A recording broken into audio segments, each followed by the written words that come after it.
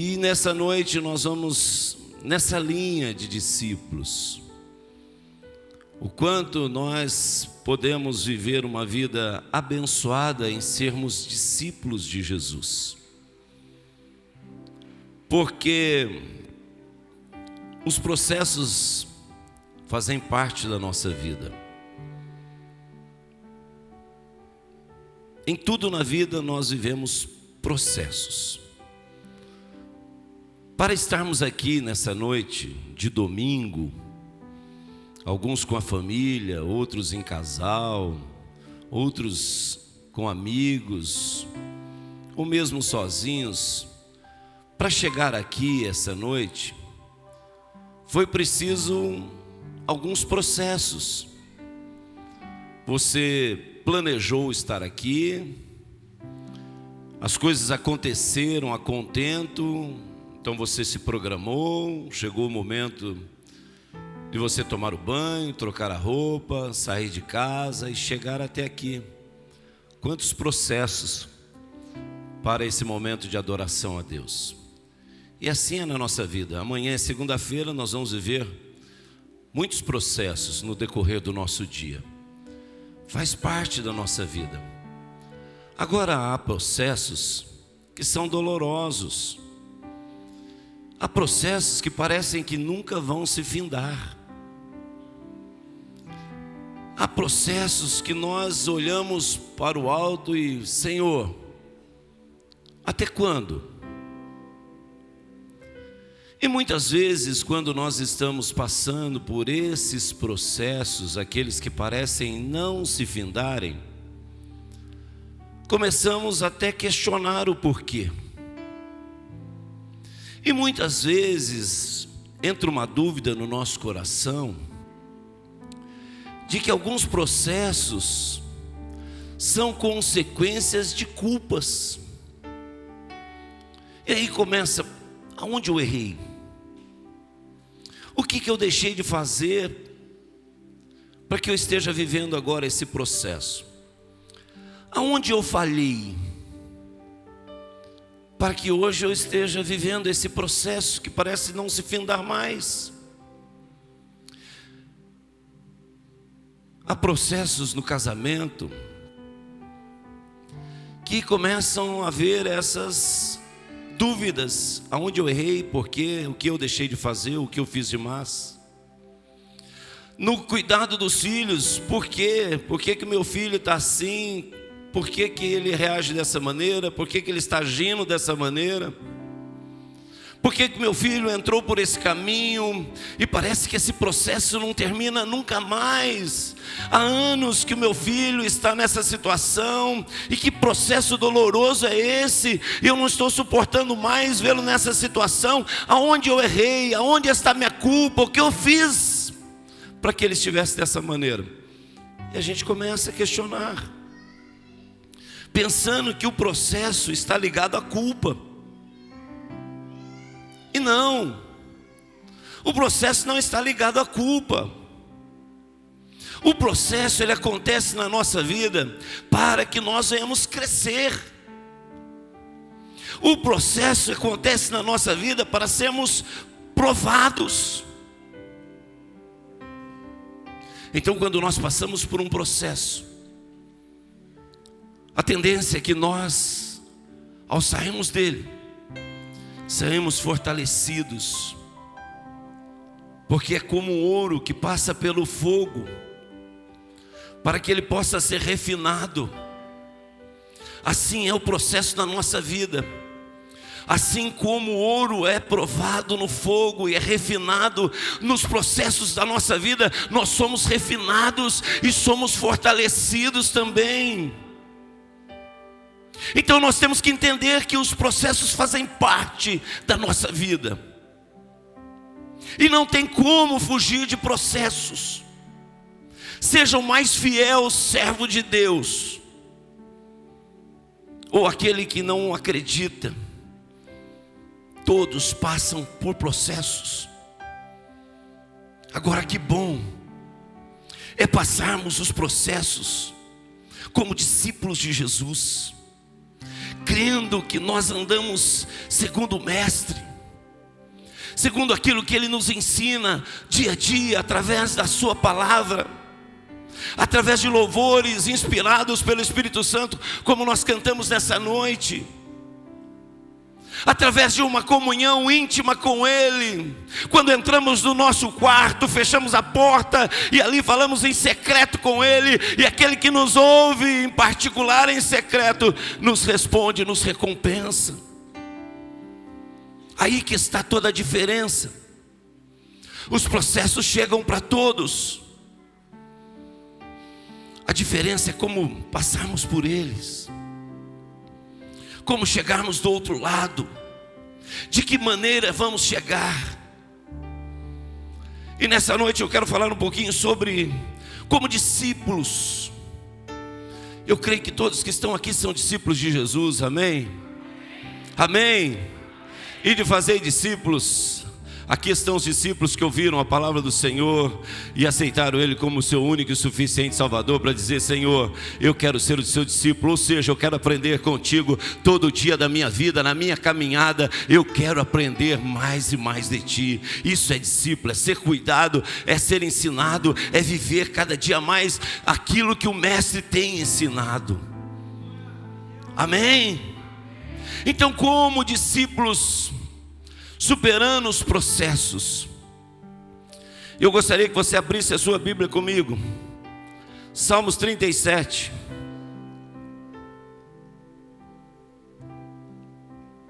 Um salmo de Davi. Aleluia. Davi superou muitos processos, né? Davi superou o processo de ser esquecido quando todos os seus irmãos passaram diante de Samuel. Davi passou pelo processo de lutar com um leão e vencer. Passou pelo processo de lutar contra o urso e vencer. Passou pelo processo de lutar contra um gigante e vencer. Passou pelo processo de aguardar o momento certo de assumir o reino. Processos. E Davi então escreve os Salmos 37, eu gostaria de compartilhar a partir do versículo 3 até o versículo 7. Salmos 37, do 3 ao 7. E aí nós vamos aprender um pouquinho como discípulos superarmos os processos da vida. Talvez hoje você esteja passando por um processo, e esse processo talvez esteja doendo muito em você. Um processo na vida profissional, de injustiças, talvez um desemprego, perseguições, acusações, mentiras. Talvez você esteja em meio a esse processo e dói. Talvez você esteja em meio a um processo de abandono. Os filhos abandonaram, talvez a esposa abandonou, o esposo abandonou, os amigos abandonaram. Talvez você esteja vivendo um processo de abandono. Outros podem estar vivendo um processo de um diagnóstico médico. Parece que tudo estava bem, caminhando normal, uma vida normal de idas e vindas, e de repente uma dor aqui, uma dor ali, um incômodo aqui, um incômodo ali, ao médico, e de repente descobre um diagnóstico. É uma doença grave. Outros precisam passar por cirurgia, tantos processos. Outros processos dentro do próprio relacionamento familiar. Filhos rebeldes, desobedientes, que estão entre as amizades, amigos, entre aspas, aqueles que estão roubando o seu filho do convívio lá na sua casa. Sabe aquele filho que você fez de tudo por ele, deu de tudo, você deixou de fazer para você para fazer para o seu filho.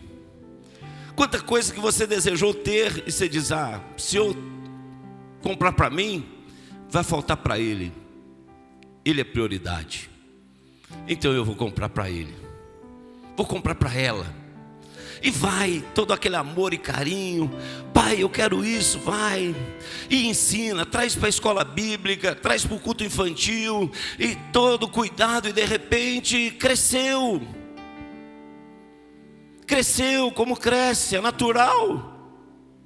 E aí, uma amizade aqui, uma amizade ali, e de repente uma hora chega mais tarde. O que aconteceu? Eu não vi a hora, eu perdi a hora, e fiquei na conversa, e aí aquilo se repete 2, 3, 4 vezes, de repente você descobre, está nos vícios, bebida, drogas. E aí? Aquele filho, aquela filha, cuidado com tanto amor e carinho, agora vivendo esse processo do envolvimento com os vícios, talvez esteja doendo, talvez você aí no campus online esteja vivendo isso, esteja nesse momento se identificando com isso, dizendo: puxa, eu estou dentro dessa história, pastor. Parece que o senhor conhece a minha história, parece que o senhor leu os meus pensamentos. Como está doloroso isso aqui em casa. Talvez marido, mulher, tanta renúncia, tanto amor, tanta dedicação, apoiou, né? Lutou para que construísse alguma coisa juntos. Quanto esforço, né? A mulher lá batalhando, sendo uma mulher sábia, edificando a casa, fazendo tudo com amor e carinho, sendo ali a despenseira, organizando tudo. Olha, vamos economizar aqui, vamos economizar lá, para que a gente possa ter a nossa casa, ter um carrinho. E aí as coisas vão acontecendo, tanta luta juntos, e quando parece que tudo chegou ao ponto que queria, vem a separação. Sem justificativa nenhuma. Sabe o que acontece? Já não tenho mais aquele sentimento que eu tinha por você. Não consigo mais te amar. Não sei, eu tento, mas não dá mais. Seja ele, seja ela, vem esse sentimento de rejeição. E é duro alguém dizer: olha, eu não te amo mais. Eu não quero mais ter um casamento com você, não dá mais. É duro. Há um sentimento de ser rejeitado, isso dói. Como dói? Alguém que você investiu a vida toda, deu amor, deu carinho, cuidou nas doenças, fez ali o alimento, cuidou das roupas, cuidou da casa, cuidou dos filhos, fez tudo com muito amor e zelo, e de repente, não dá mais. Não tem ninguém na minha vida, mas eu não te quero mais.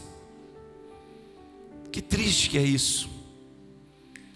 E está assim de gente hoje, talvez dentro desse processo. Agora, como poder passar por ele, vencer, chegar do outro lado, curar as feridas? Muitas pessoas estão com feridas dentro do coração que ninguém está vendo. Nem as pessoas mais próximas enxergam como ela está sangrando todo dia. Quando vem à memória alguma situação e aquilo volta a sangrar. Quantas pessoas estão hoje com feridas enormes dentro do seu coração? Doenças internas, sentimentos que precisam ser sarados e que ninguém sabe, uma dor dentro do coração que ninguém sabe, só Deus. Quantas noites o travesseiro fica molhado, quantas vezes é necessário o chuveiro ser ligado para que as pessoas não escutem o choro, o lamento. Quanta gente com dores interiores, por uma frustração, por uma decepção, por traumas da vida. São processos. Como passar por eles? Como chegar do outro lado, pastor? E o salmista Davi vai nos dar aqui alguns exemplos de como nós podemos superar essa situação. vencer esse processo doloroso que parece que não finda na sua vida. E o Salmo 37, a partir do versículo 3 ao 7, diz assim: confie no Senhor e faça o bem, assim você habitará na terra e desfrutará segurança. Deleite-se no Senhor e Ele atenderá os desejos do seu coração. Aleluia. Ele vai atender os desejos do teu coração. Oh, aleluia. 5. Entregue o seu caminho ao Senhor, confie nele e ele agirá. Aleluia. Ele deixará claro como a alvorada que você é justo, e como o sol do meio-dia que você é inocente. 7. Descanse no Senhor e aguarde por Ele com paciência. Não se aborreça com o sucesso dos outros, nem com aqueles que maquinam o mal. Amém? Que texto maravilhoso. Que ensinamento que Davi nos dá nesse salmo. Eu gostaria que, se fosse possível, a gente pontuasse aqui 5 ensinamentos de Davi. Repita comigo assim, olha: confiar, deleitar, entregar, descansar e aguardar. 5 ensinamentos nesses versículos que nós lemos: confiar, deleitar, entregar, descansar e aguardar. Primeiro, confiar em Deus. Versículo 3: confie no Senhor. Confie no Senhor. Na nossa vida cotidiana, diária, nós confiamos em pessoas. Eu vou dar um exemplo claro aqui, que a gente confia em pessoas.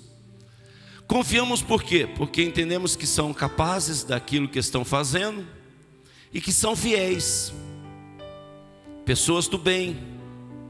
Então nós confiamos. Quem colocou esse copo de água aqui foi o irmão Samuel.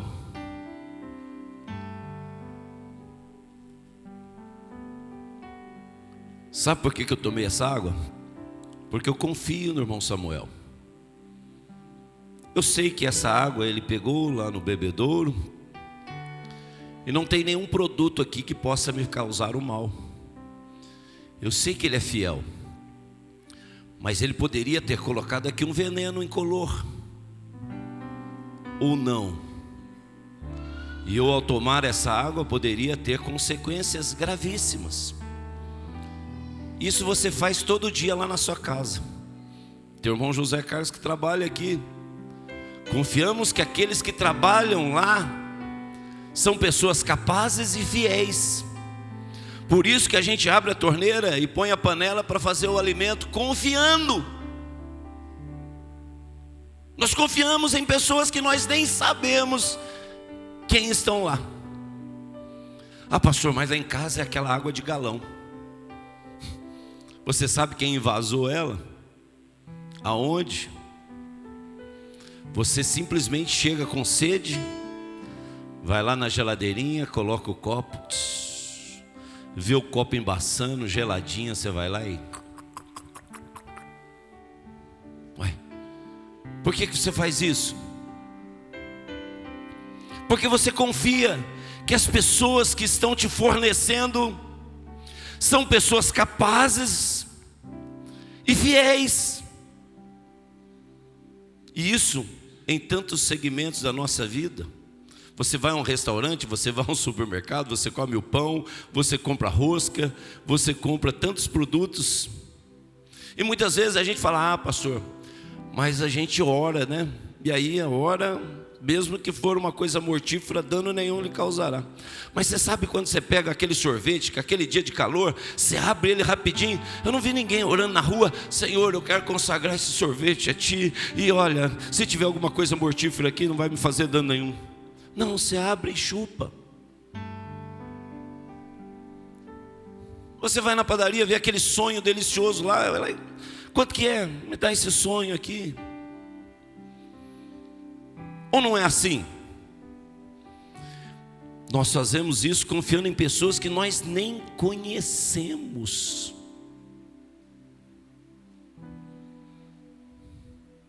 Outro exemplo, e ele deve estar lá cultuando conosco pelo campus online, meu querido diácono Nelson Donizete. Foi detectado um problema cardíaco, alguns danos nas suas coronárias, mamárias. E o diagnóstico, olha, tem que passar por uma cirurgia, não tem como. Aí o nosso irmão diácono Nelson vai a São Paulo, no INCOR. Quem conhece o INCOR sabe o tamanho que é aquilo. Irmã Ângela, acho que já passou por lá, com a irmã Dolores, que ficou 90 dias lá. Nós já fomos muitas vezes lá no INCOR, já fui muitas vezes no HC. É tudo junto, é uma cidade. A pessoa entra lá e olha, se eles não forem capazes e fiéis, nunca mais se acha. Nunca mais se acha o ente querido. Porque lá é uma cidade, um movimento danado. E o irmão Nelson chegou lá de madrugada, olha, vai precisar internar. E ele foi internado num lugar que ele não conhecia as pessoas. Ficou sozinho lá, foi levado a um quarto. E a família nem sabia que quarto. Mas muito mais do que uma internação, olha, você vai passar por uma cirurgia cardíaca séria, de riscos. Ele está lá no quarto, tranquilo, de repente entra um moço lá, testemunho dele, diz, olha, eu sou o cirurgião que vai fazer os procedimentos no senhor. Um moço, esse aqui é o meu pai, ele vai me acompanhar na cirurgia também, é cirurgião. O Nelson nunca tinha visto, não sabia, mas confiou que o lugar que ele estava é referência. O INCOR é um hospital de referência nos procedimentos cardíacos. Então a referência deu a ele a confiança. E se o médico faz parte do corpo clínico daquele hospital, certamente é alguém capaz, competente para realizar aquela cirurgia. Então o Nelson se deixou levar. Foi para um centro cirúrgico. Lá foi anestesiado, entubado, na total dependência daqueles homens. Mas confiou que eles eram capazes e fiéis àquele juramento que fizeram junto ao CRM, de zelarem e cuidarem das vidas. E então o que aconteceu? Ele passou pelos procedimentos. E glória a Deus, aqueles homens, aqueles que estiveram envolvidos em todo o procedimento, desde a recepção, aqueles que levavam a refeição, aqueles que realizavam a limpeza, aqueles que produziam, aqueles que passaram com ele pelo procedimento, todos eles estavam sendo alguém usados por Deus no processo, para que o irmão Nelson hoje pudesse estar na casa dele, estar bem de saúde, graças a Deus, procedimento bem realizado, graças a Deus, todos envolvidos no processo, porque Deus está acima de tudo.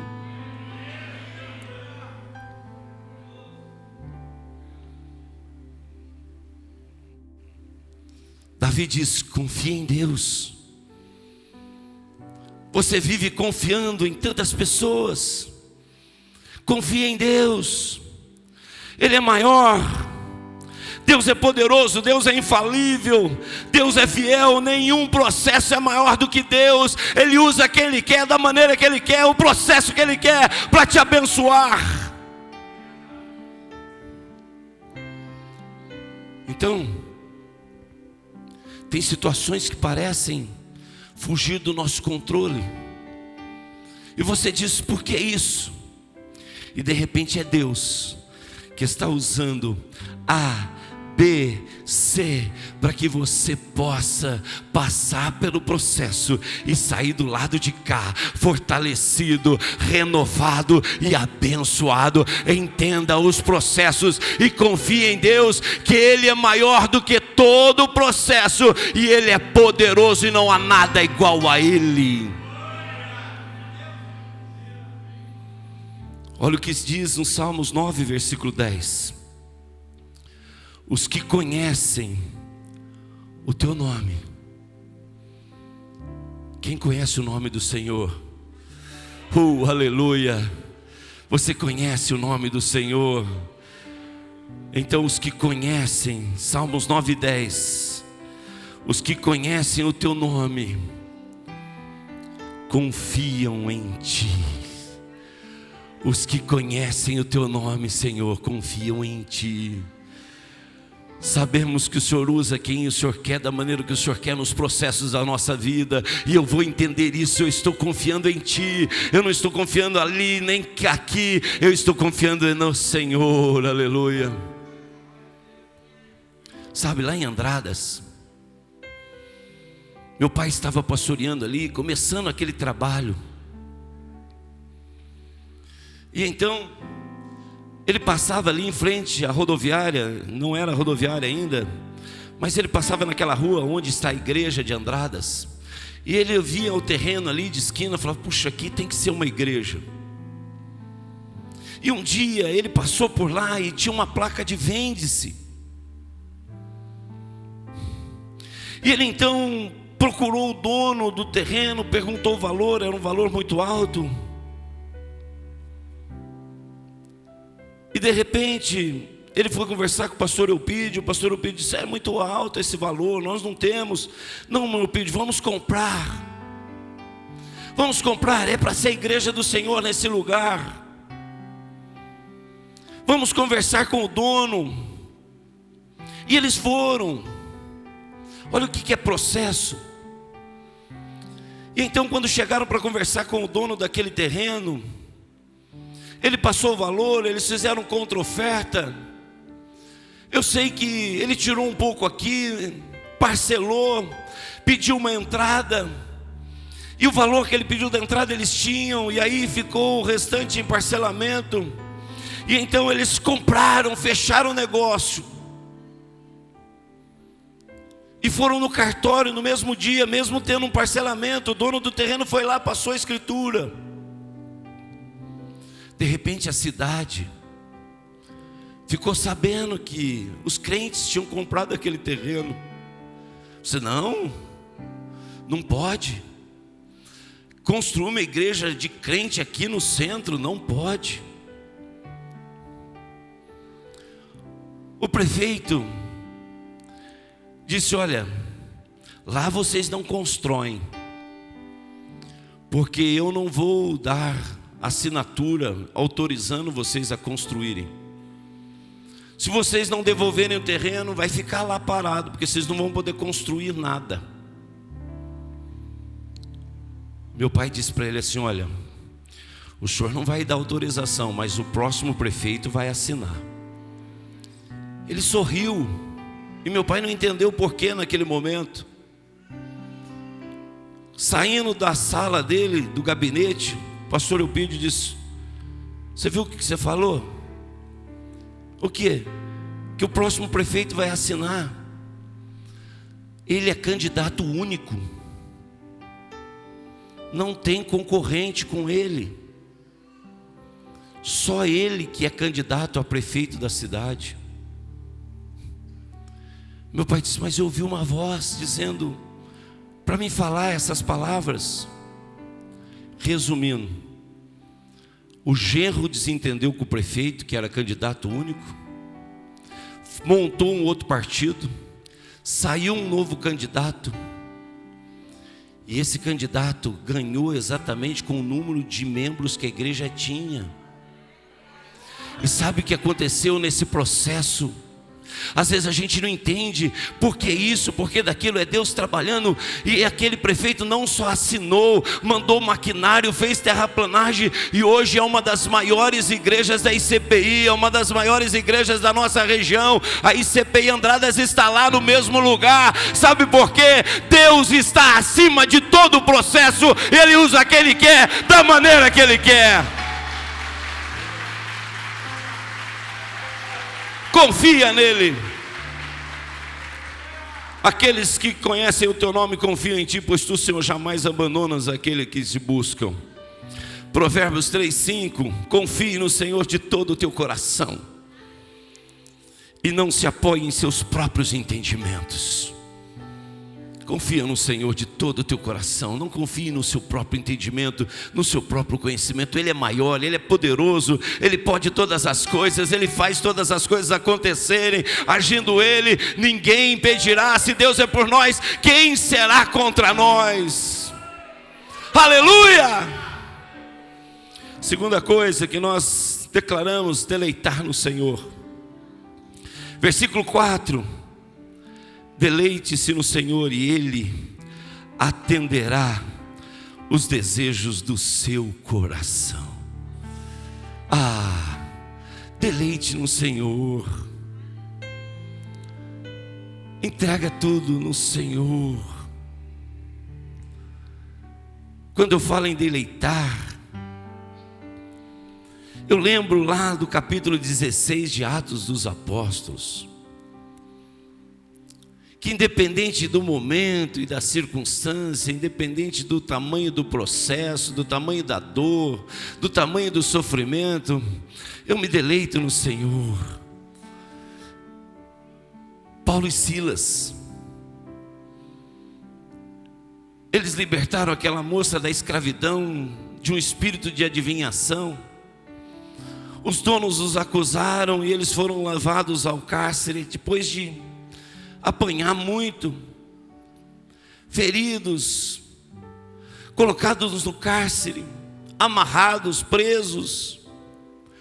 E ali, naquela situação, olha o processo que eles estão vivendo: injustamente levados ao cárcere, açoitados, doendo muito.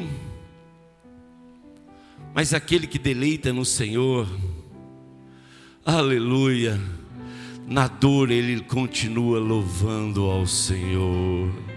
Na dor ele continua adorando ao Senhor. Na dor ele continua celebrando ao Senhor. Na dor ele continua se deleitando no Senhor. Porque nessas condições, naquele processo, como é que você está, Silas? Eu estou doendo. Como é que você está, Paulo? Eu também estou. Mas isso não vai impedir de nós nos deleitarmos em Deus. Vamos cantar, vamos falar com Deus, vamos estar em intimidade com Ele, vamos. E eles começam a louvar, começam a adorar. Aquele lugar é invadido por aqueles que deleitam no Senhor. Aqueles que estavam lá ouviam que eles estavam no processo, mas não deixavam de se deleitar no Senhor. Davi nos ensina: deleite no Senhor.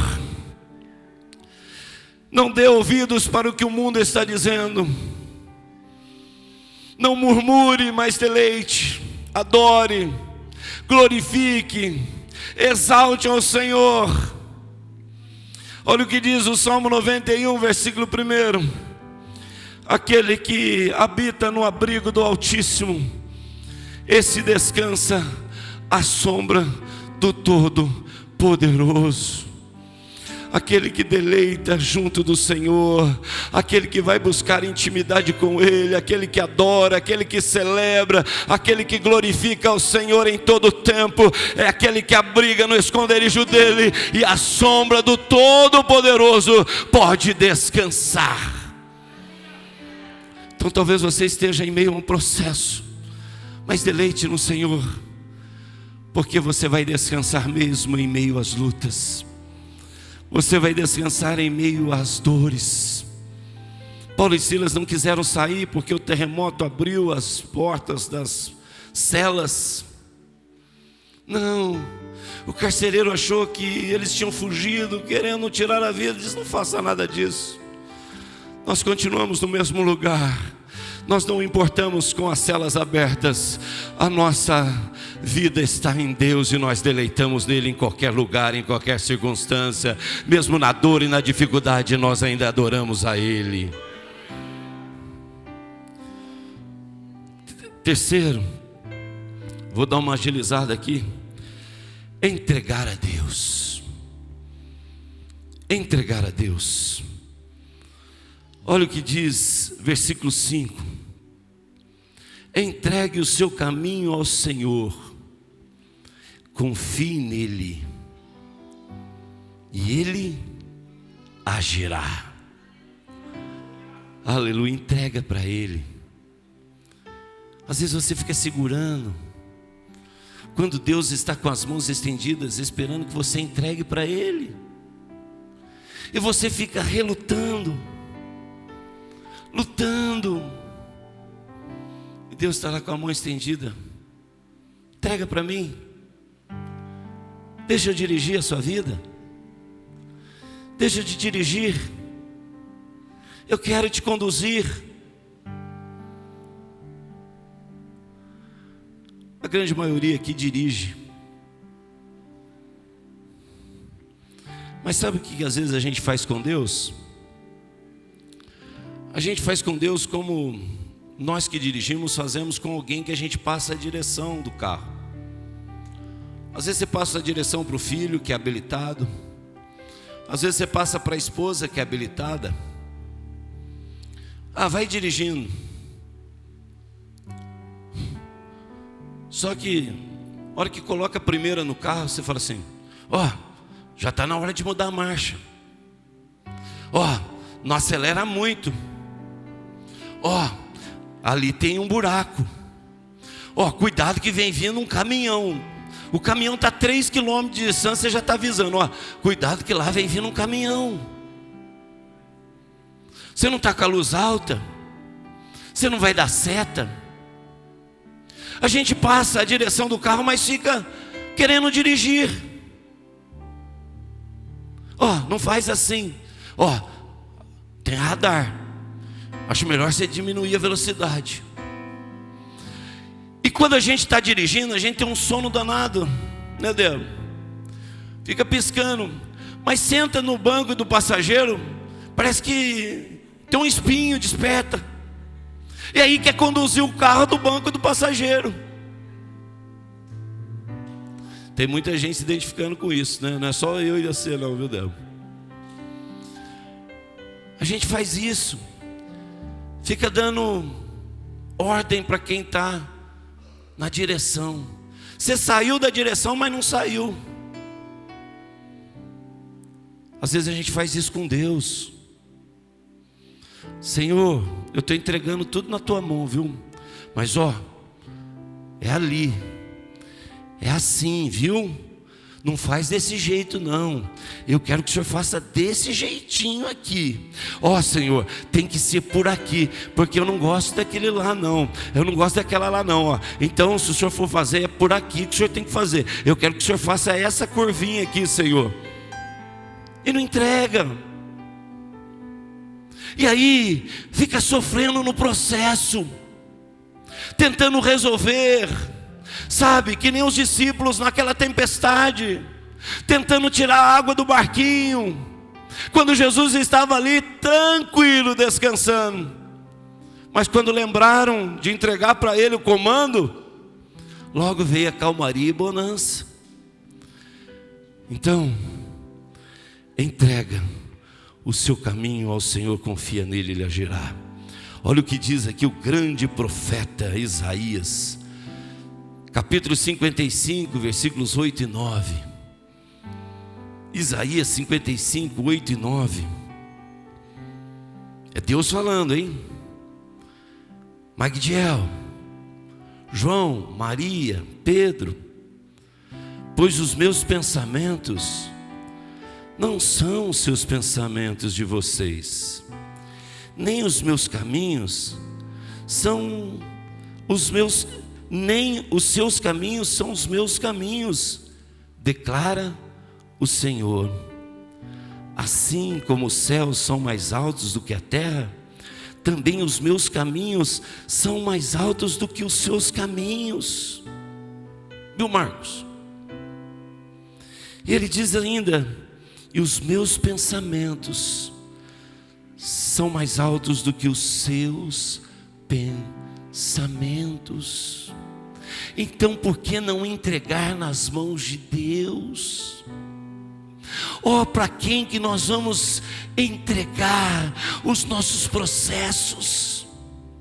Aquele que tem pensamentos maiores do que os nossos, caminhos que não são os nossos. Então nessa noite Davi nos ensina: discípulos do Senhor que estão em processos, entrega tudo ao Senhor, confia nele e Ele agirá.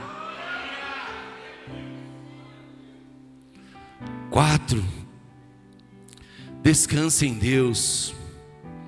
Versículo 7, parte A: descanse no Senhor e aguarde por Ele com paciência.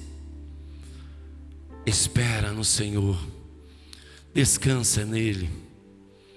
Voltando a Lucas 8:22, da passagem dos discípulos, Jesus entra no barco, entra a mar e começa a ensinar. Jesus fala com a multidão, ensina, prega, ministra o coração daquele povo.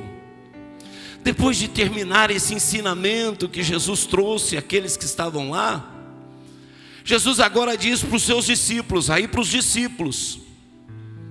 Antes ele prega para a multidão, agora ele fala aos discípulos: entrem no barco, vamos passar para o outro lado. Os discípulos entraram no barco, estavam com Jesus. E Jesus então pega o seu travesseirinho. Jesus pega a sua almofada, a Bíblia diz. Pega a almofada. E os discípulos estão no barco. Jesus deu uma ordem: passamos para o outro lado. E Jesus vai lá no fim do barco, na polpa, coloca a sua almofada, deita e começa a dormir. Sabe o que Jesus desejava? Que os discípulos fizessem a mesma coisa. Que os discípulos aproveitassem aquele tempo em que eles estavam naquele barco e também descansassem. Jesus foi dormir. Sabe quando você fala boa noite para o filho, para a filha, e vai dormir com a sua esposa, com o seu esposo no seu quarto, e você espera que o seu filho, a sua filha vá dormir e descansar, porque o outro dia tem escola, trabalho. Então você diz: Deus te abençoe, boa noite, vai dormir. E você vai para a sua cama, imaginando que o seu filho, a sua filha está na caminha deles lá, dormindo e descansando. Não é assim, José? Caminha arrumadinha, cheirosa, mantinha. Alguns têm lá uma mantinha especial, um cheirinho, né? Para ficar passando a mão. E aí, imagina-se isso. É o que Jesus esperava dos seus discípulos, que fossem descansar depois de um dia de pregação, de milagres, de sinais, de maravilhas. Mas de repente Jesus está dormindo, e aí ele é incomodado. Ô Senhor, ô Senhor, o que está acontecendo? Ô, o Senhor não está vendo a tempestade? A água está entrando no barco, nós já fizemos de tudo, e o Senhor está aí dormindo. Não te importas que nós venhamos a perecer. Jesus levanta.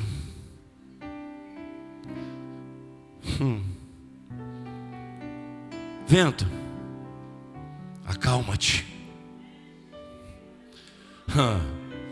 Na mesma hora o vento,